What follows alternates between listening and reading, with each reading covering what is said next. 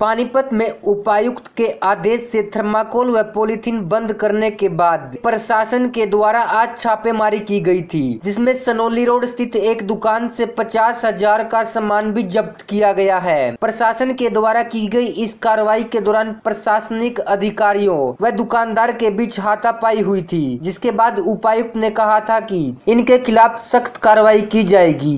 Microns के मुताबिक नहीं है और थर्मोकोल के जो भी चीज़ें रखेगा हम वो सीज करेंगे और जो भी नोटिफिकेशन के मुताबिक जो फाइन बनता है वो भी इम्पोज किया जाएगा। धारा 144 बीस में लगाई गई है, हम इसमें दुकानों को सील भी कर सकते हैं। जिससे घबराए दुकानदार आज शाम बीजेपी जिला अध्यक्ष प्रमोद विज के कार्यालय पहुंचे और कहा कि उन्हें इसकी कोई सूचना नहीं मिली थी और उनका जो लाखों का सामान दुकान में पड़ा है उसका क्या होगा। वहीं भारतीय जनता पार्टी के जिला अध्यक्ष प्रमोद विज ने उन्हें आश्वासन दिया है कि उनकी समस्या का समाधान किया जाएगा। माननीय जिला अध्यक्ष प्रमोद विज से ये सारे दुकानदार भाई इकट्ठे होके इसलिए मिले हैं कि आज प्रशासन ने एकदम अचानक डिस्पोजल की दुकानों पे, पॉलीथीन की दुकानों पे एकदम चालान काटने की सख्ती कर दी है।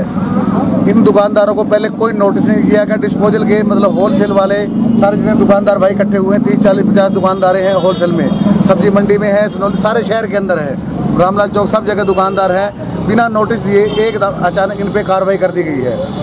इनकी हमें हिसाब से इसलिए मिले, इनकी शिकायत है, इनको पहले नोटिस दिया जाए। इनके दुकानों पे लाखों रुपए के सामान पड़े हैं, एकदम दुकानदार ये सामान कहाँ रखेंगे इसको। एक इनको ना तो इनको पता है कि किस चीज़ पे बैन है, किस चीज़ पे नहीं बैन है। अखबार के माध्यम से वो प्रशासन कह रहा है हमने अखबार में निकलवा दिया है, तो डिस्पोजल के दुकानदारों की मीटिंग ना कोई ली गई है, ना इनको नोटिस दिया गया है। एकदम चालान काटने शुरू कर दिए हैं। सनोली रोड पे आज कुछ एक दुकानदार की बंद होने के बाद उसके घर में दुकान पे अंदर ज़बरदस्ती साथ वाली दुकान से घुस के उसमें ज़बरदस्ती की करके उसका सामान निकाला गया है।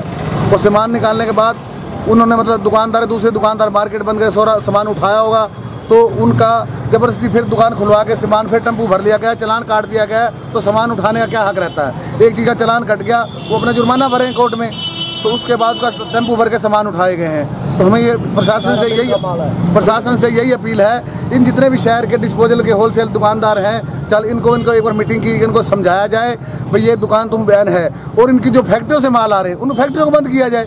दुकानों में माल नहीं आएगा, जिनको जो माल पड़ा है लाखों रुपए के पैसे माल पड़ा है, इनको बेचने का समय दिया जाए और आगे फैक्ट्रियों से बंद किया जाए, तो अपना दुकान अपना कर। विज साहब ने क्या आश्वासन दिया? विज साहब ने हमारे को आश्वासन दिया कि मैं तीनों हमारे जो एमएलए है, डांडा साहब कल बिजी है, उनकी पद यात्रा निकलनी है और रोहिता रेवड़िया शहर के अंदर नहीं है। हम सुबह उन्होंने कहा भी सुबह आप रोहिता रेवड़ी को 9 बजे 8 बजे मिलिए, और विज साहब ने ये आश्वासन दिया कि अपना डांडा साहब शाम को आ जाएंगे और पवार साहब है, हम तीनों इकट्ठे हो गए तो कल शाम को मिलेंगे, सब इकट्ठे होंगे, इसका हल निकाला जाएगा, आपको समय दिया जाएगा। हमारे को विज साहब ने आश्वासन दिया। तो आप उनके आश्वासन संतुष्ट हो? आश्वासन से संतुष्ट हैं। अब उन्होंने हमारे को आश्वासन दिया, संतुष्ट करेंगे, हमारे को आगे कार्रवाई करेंगे।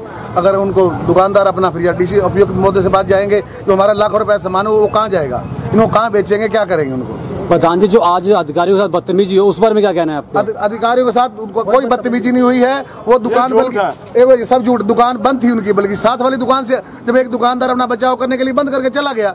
अब पता भी ये मार्केट में टीम आई हुई है डिस्पोजल पे बैन वाले, उन्होंने दुकान साथ वाली दुकान से जाके ऊपर से रिहायशी लेडीज आई हैं, उन्होंने दुकान से जबरदस्ती सामान उठाया। इसलिए उन्होंने कहा भी हमारी दुकानों से सामान मत उठाओ। अब लेडीज ने सामान रोकने के लिए मना किया, तो उन्होंने सामान उतारा है, अपना सामान हमारा मत लेके जाओ।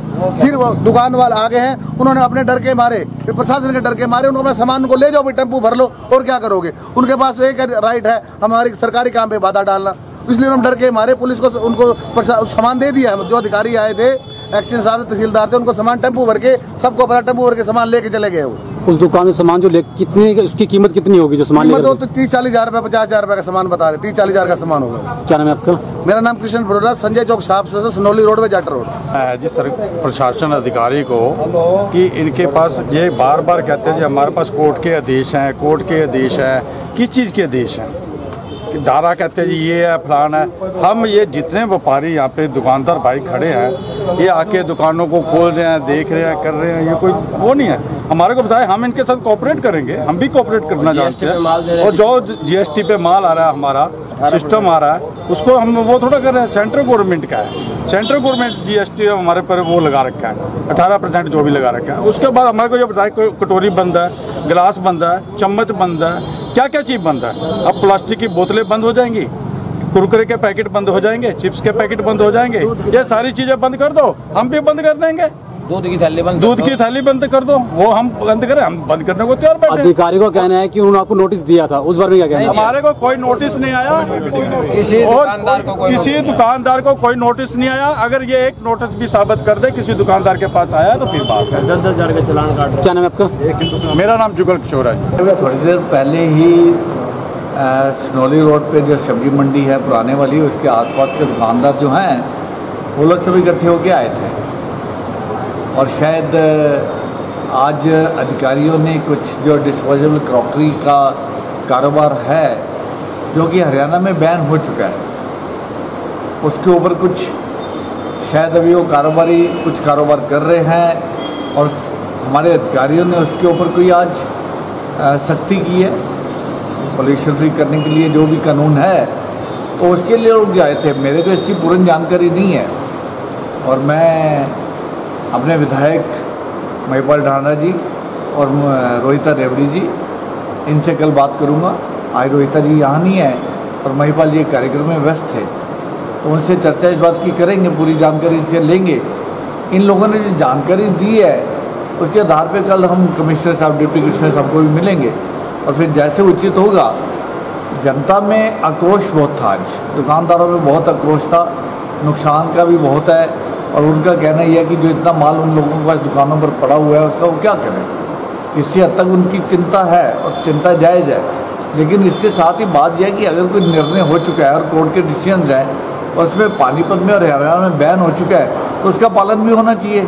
कोई ना कोई बीच का रास्ता निकाल के एक दिन में ही कोई ना कोई इसकी डिस्कशन करके हल निकालेंगे। सर दुकानदारों को कहना कि वो नोटिस मिला था इस बारे में, तो इस बारे में क्या कहना है सर? देखिए, नोटिस किसी को इंडिविजुअल नहीं दिया जा सकता। ये मैं DC साहब से सहमत हूँ एक बात से कि उन्होंने अखबारों के माध्यम से पिछले दिनों में इसको बताया है, लेकिन शायद कहीं जानकारी अधूरी होगी। इन लोगों को इतना भी मालूम नहीं है कि कौन सा साइज बेच सकते हैं, कौन सा नहीं बेच सकते हैं। हर दुकानदार इतना पढ़ा लिखा नहीं है, तो जानकारी का अभाव है, पढ़ा लिखा कम है, इसलिए ये प्रॉब्लम हो रही है। तो कोई ना कोई हल एक दिन में जरूर निकाल देंगे। देखिए, मेरी जानकारी में ऐसा नहीं है, मुझे तो ये लग रहा है कि शायद जो दुकानदार ये बात कह रहे हैं कि उनके साथ अन्याय हुआ है। अब ये जानकारी आप दे रहे हैं, अगर किसी ने हाथापाई किया अधिकारियों के साथ तो वो भी उचित बात नहीं है, उसको हम किसी भी लेवल पे ठीक नहीं ठहरा सकते। सबको दुकानदारों को संयम रखना चाहिए। अधिकारी अगर कोई काम करने आए हैं तो उनका सहयोग करना है हम लोगों को, लेकिन दुकानदारों की चिंता अपनी जगह है, दोनों जगह समस्या है, कोई ना कोई इसका बैठ के हल निकले। सब्सक्राइब करें और साइड में दी घंटी को भी दबाएं ताकि आप तक हर समाचार पहुंच सके।